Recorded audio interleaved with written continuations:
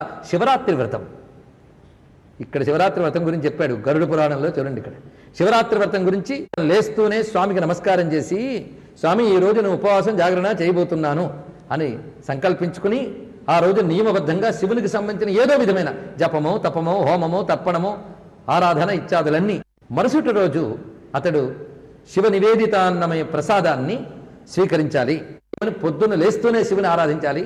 అది ప్రాతర్దేవ చతుర్దశ్యాం జాగరిష్యామ్యహం నిశి పూజాం దానం తపోహోమం కరిష్యామ్యాత్మశక్తితః.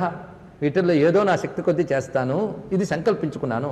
చతుర్దశ్యాం నిరాహారో భూత్వా శంభో పరేహని భక్షేహం భుక్తి ముక్త్యర్థం శరణం మే భవేశ్వర. ఇది చేయబోతున్నాను, నువ్వు అనుగ్రహించాలి. ఇక్కడ తెలుసుకోవాల్సింది ఏంటంటే, ఒక వ్రతం చేద్దామన్నా ఒక సాధన చేద్దామన్నా మన నిర్వాకం కాదు, మనం సంకల్పించుకున్నా స్వామి నువ్వు దీన్ని నడిపించు అడగాలి.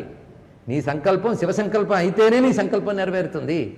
అందుకే ఇక్కడ శివరాత్రి వ్రతం చేసి మరుసటి రోజున ఇప్పుడు చెప్పిన ప్రకారంగా అన్ని చేసిన తర్వాత ఆయన కృతజ్ఞత చెప్పాలట. ఆయన వల్ల చేశాం కదా. అవిఘ్నేన వ్రతే దేవ తత్ప్రసాదాన్మయార్చితం. విఘ్నము లేకుండా నీ అనుగ్రహం వల్ల చేశాను స్వామి. క్షమస్వ జగతాన్నాథ త్రైలోక్యాధిపతే హరా. ఈ చేసిన దానంతా కరెక్ట్గా చేశాను అనలేను, దానంతటి క్షమించి యన్మయాజ్య కృతం పుణ్యం త్వత్ప్రసాదాన్ మయా దేవా వ్రతమజ్జ సమాపితం గృహం ప్రతిచ గమ్యతాం. ఈ విధంగా నమస్కారం చేసి నువ్వు ప్రసన్నుడివే దీన్ని పరిపూర్ణం చేయవయ్యా అని స్వామిని ఆరాధించాలని చెప్పారు.